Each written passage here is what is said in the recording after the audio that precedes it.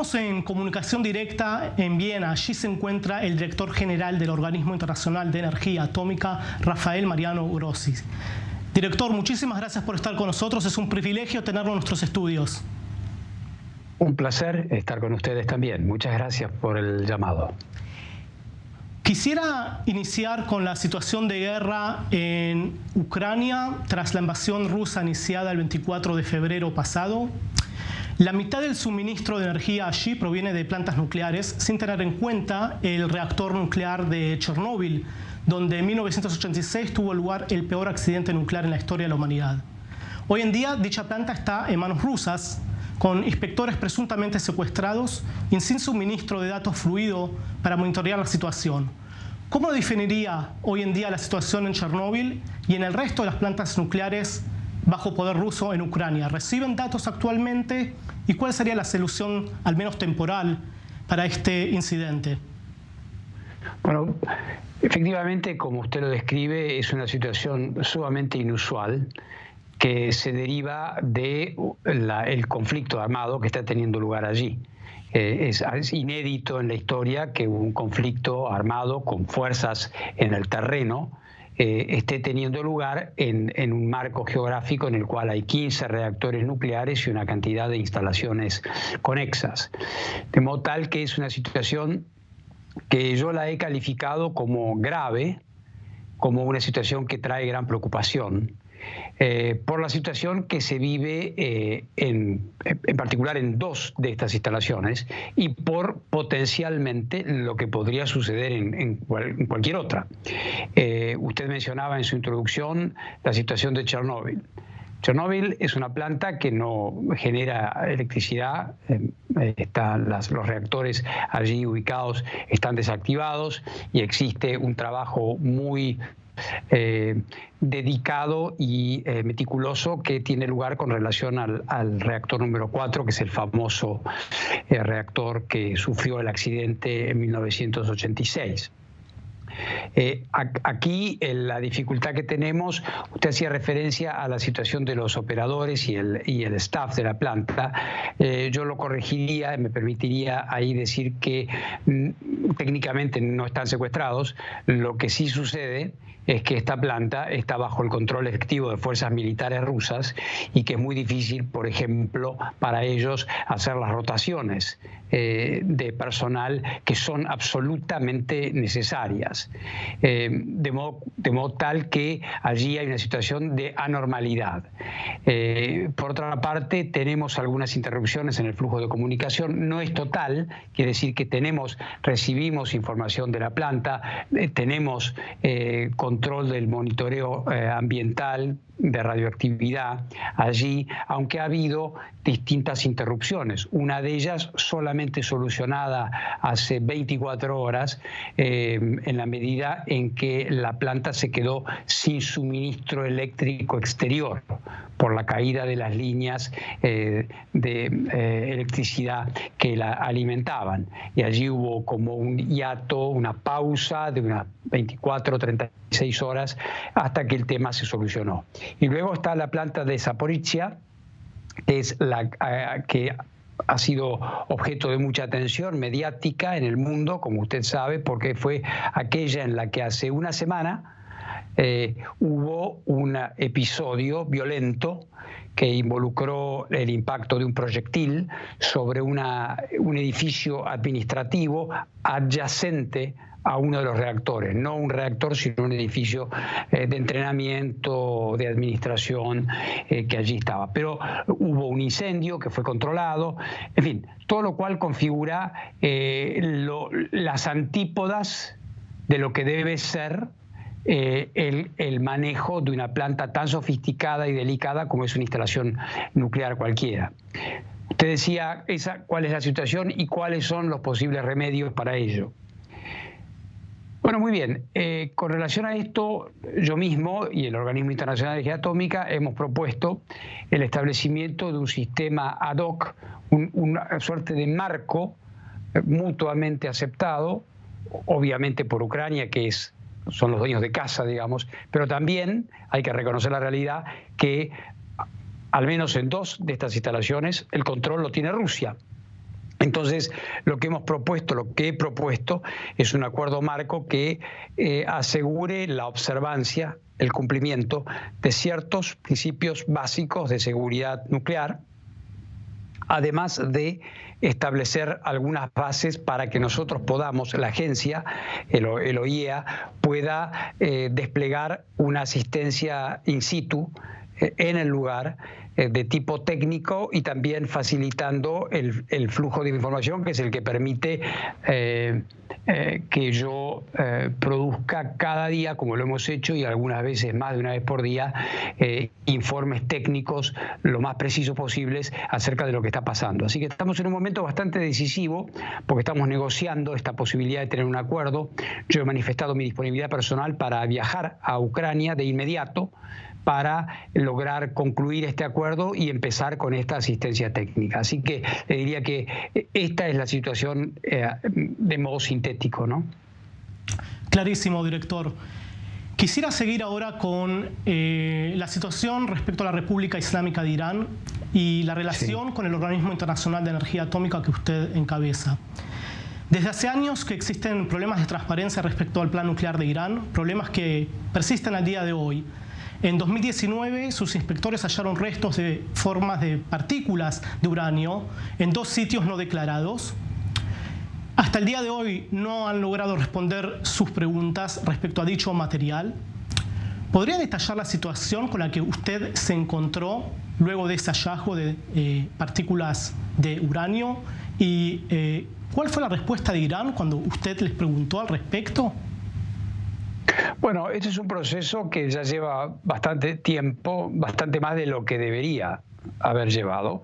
En realidad, a lo que usted se refiere, 2019, yo hacia fines de ese año fui elegido director general y de inmediato encaré una tarea de aproximación muy clara y muy directa hacia Irán, indicando que esa situación no podía continuar así. Inclusive para los memoriosos o los que siguen el tema Irán, recordarán que solicité el acceso físico a algunos lugares que me fue denegado en principio. Hubo una situación muy tensa, yo tuve que viajar a Irán. Me estoy refiriendo al gobierno anterior, en la época del presidente Rouhani y el canciller Javad Zarif.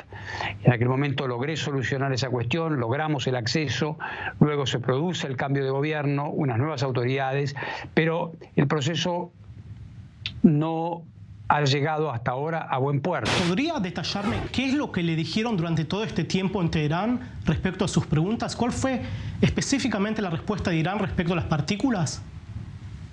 Mire, hay varios temas abiertos y son bastante técnicos.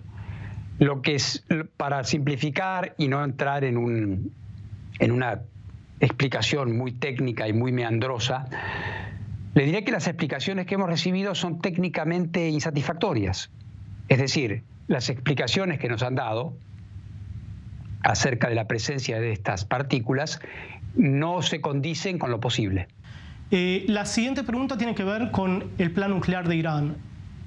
¿Cree usted que es para fines pacíficos? Mire, yo creo que desde mi posición, juzgar intenciones es muy difícil, acaso imposible. Lo que yo necesito es que Irán trabaje con nosotros y dé todas las respuestas necesarias.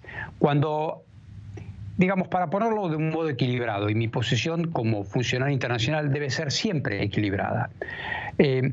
Yo no descreo de nadie, pero quiero verificar todo, debo verificar todo. Entonces, cuando algunos dicen, no, Irán nunca va a tener un arma nuclear porque esto no es contrario a aspectos religiosos. Bueno, yo respeto eso, pero me lo tienen que probar. De la misma manera, cuando hay otros que dicen, yo estoy seguro que Irán está haciendo la bomba, pruebas al canto. Y para eso está el OIEA, para trazar esta línea equilibrada, técnica y muy rigurosa. Y usted hablaba de mi actitud. Yo creo que es la actitud que hay que tener. El organismo, hasta que todo esté clarificado, debe ser incesante en su actividad. Porque como decía antes, para empezar está este acuerdo posible o no del JCPOA, llegarán a ese acuerdo o no. Y yo calculo que tanto en Washington, en Londres, en París, en Berlín, o en Bruselas, tratándose de la Unión Europea, y en Moscú y en Beijing, porque se trata de todas las potencias que están involucradas en esto, deberán, querrán, demandarán estar seguros de que cuando están ingresando en un acuerdo de tan importantes dimensiones con Irán, no haya nada opaco, no haya nada oculto en este país. Entonces es por esto, y de la misma manera que se lo digo a usted, Damián, se lo digo a los iraníes. Yo lo que les he dicho a ellos con total claridad es, si ustedes quieren normalidad, deben tener transparencia. De otra manera, va a ser absolutamente imposible. Entonces, reitero, mi disposición es favorable, es constructiva, pero también es rigurosa. Entiendo la respuesta, director, pero también tengo que mencionar ciertos hechos, como por ejemplo el nivel de enriquecimiento de uranio de Irán, que está por encima de las pautas del JCPOA. A esto le agrego, si no me equivoco, afirmaciones dichas por usted mismo respecto a hostigamiento del personal de inspectores de la agencia en Irán. Por lo tanto, ¿podría detallarme qué fue ese hostigamiento? Porque ahí sí entendería cierta falta de transparencia respecto a la postura de la organización con Irán y Occidente en general. Ha habido momentos difíciles, es verdad. Y además de ser el director general, estos inspectores son mis inspectores y yo tengo una responsabilidad de protegerlos. Ha habido momentos, en particular en los últimos meses, donde los inspectores fueron objeto de un tratamiento incorrecto.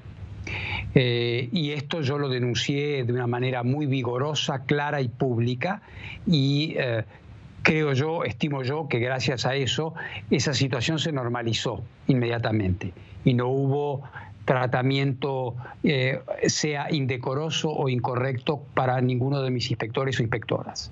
Esto por un lado.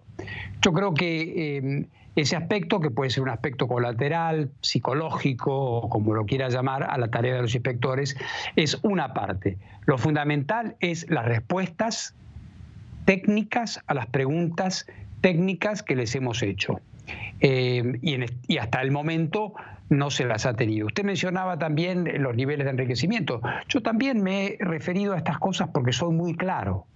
Me he referido a estas cosas de una manera muy directa y he dicho, un país que enriquece uranio al 60%, que es prácticamente en grado militar, probablemente pueda hacerlo, pero es indispensable tener una presencia muy activa, muy robusta del Inspectorado Internacional, es decir, de la OIEA. Entonces, este es un punto importante, un punto que si el JCPOA se revive, evidentemente quedará rápidamente interrumpido, porque ellos pueden enriquecer al 3.67, según el acuerdo del JCPOA, no al 60, ¿no? Con lo cual ahí hay una brecha, un gap enorme. Entonces, en este sentido, el JCPOA encarrilaría más las cosas y nos daría a nosotros una gran capacidad de inspección que hemos perdido. También quiero indicarlo. Tenemos a nuestros inspectores 365 días del año, 24 horas por día en Irán, pero el JCPOA, como usted quizá sabe, seguramente sabe, tiene o permite al OIEA tener una actividad de inspección, una amplitud en la tarea de inspecciones muchísimo más amplia que los acuerdos ortodoxos normales de inspecciones. Director, digamos que surge algo en los próximos días, semanas, previo a una firma y efectivamente el acuerdo, el JCPOA, no se renueve. ¿Cuánto tiempo tendría Irán, según las estimaciones de la agencia, para llegar al grado militar y tal vez obtener la bomba? Bueno, acá también hay que diferenciar bastante los conceptos. Y en particular lo digo porque para una audiencia como la de Israel, donde el tema del breakthrough o de la capacidad de llegar a una cantidad mínima para hacer un arma nuclear ha estado muy presente en el debate en la sociedad israelí y también en la comunidad internacional, ¿no? Yo creo que acá hay que diferenciar dos cosas muy importantes. Una es la capacidad de acumular material nuclear en una cierta cantidad. Y otra diferente es tener un arma nuclear. Entre una cosa y la otra hay un trayecto. Hay un trayecto que puede ser más rápido o más corto de acuerdo a las capacidades tecnológicas de diseño y otras que pudiera tener un país proliferante, es decir, aspirante sin tener armas nucleares hoy, a tenerlas por afuera de la ley, supongo, ¿no? Porque para eso está el Tratado de No Proliferación. Entonces, creo yo que hay que diferenciar las cosas. Con relación a las cantidades, y esto lo digo porque se ha dicho mucho, un ex primer ministro de Israel lo graficaba con dibujos. Yo le diría, las cantidades en sí son importantes, pero lo que debe tenerse es mucho más que una cantidad. Y hay muchos países que tienen esas cantidades, muchos, porque tienen un programa nuclear, por ejemplo, Ucrania o cualquier otro país de los cuales hablábamos antes. Es decir, qué cantidad de uranio enriquecido tienen, qué cantidad de plutonio pueden haber generado. La clave es la capacidad de estos países de dar cuenta de cada gramo de eso que tienen. Y para eso hay una sola manera, es cumpliendo con las inspecciones de la OIEA. Director, acaba de mencionar al Estado de Israel y a la audiencia que le afirmo que mañana mismo van a estar viendo esta entrevista, sea en forma impresa o sea en forma digital. ¿Ha tenido recientemente intercambios con funcionarios israelíes al respecto y entiende la preocupación que existe en el gobierno israelí sobre el plan nuclear? Absolutamente. Absolutamente. En primer lugar, quiero decir que he tenido el honor de hablar varias veces con el primer ministro Naftali Bennett sobre estas cuestiones y con muchos otros jefes de Estado y de gobierno. Como usted puede imaginar, el tema de Irán o los temas que trata esta agencia, Corea del Norte, en el pasado Irak, Siria, lo que está pasando en Ucrania ahora, hace que sea una agencia que tenga una temática que es de interés de los primeros mandatarios. Y por supuesto de Israel, porque evidentemente en Oriente Medio la cuestión de las armas nucleares y de la proliferación ha sido una preocupación constante. No es por nada que es allí donde algunos países han tratado de proliferar, lo han tratado de hacer. Por lo tanto, yo entiendo muy bien las preocupaciones, las inquietudes que hay, y por eso es que es mi deber como director general de la OIEA explicar, dar todas las clarificaciones que sean necesarias acerca de la situación. Yo he encontrado en el primer ministro un interlocutor sumamente sofisticado, que comprendió bien y que comprende muy bien la problemática en Irán, y como le digo, es un diálogo que está abierto con él y que lo seguiremos manteniendo, por supuesto. Director, vamos a un escenario un poco más pesimista. En Israel, me refiero. ¿Qué piensa que ocurrirá si Israel decide atacar las instalaciones nucleares de Irán? Bueno, yo espero que eso jamás ocurra. Creo, para empezar, soy un diplomático con 40 años de profesión, dedicado a la paz y a la seguridad internacional. Y creo siempre en la diplomacia, creo siempre en la negociación, creo siempre que hay siempre una manera de evitar el conflicto armado. Quiero decirle que todo ataque a una instalación nuclear está expresamente prohibido por el derecho internacional. De modo tal que yo estimo que eso es una hipótesis que usted me plantea y como tal se la respondo, pero entiendo que esto no debería nunca suceder. Por otra parte, yendo al análisis específico, que también es una cuestión que ha sido evaluada con relación al conflicto en Ucrania, un ataque a una central nuclear podría generar la diseminación en el medio ambiente de radioactividad, probablemente de manera incontrolada. Por lo tanto, se convertiría en una amenaza no solamente para el país atacado, sino que, como el caso de Chernóbil, que usted muy justamente evocaba al principio de esta conversación, se trata de conflictos que se convierten, de efectos que son transfronterizos muy rápidamente. De modo tal que yo creo que la utilización de instalaciones nucleares como blancos bélicos es algo que no debe ocurrir absolutamente.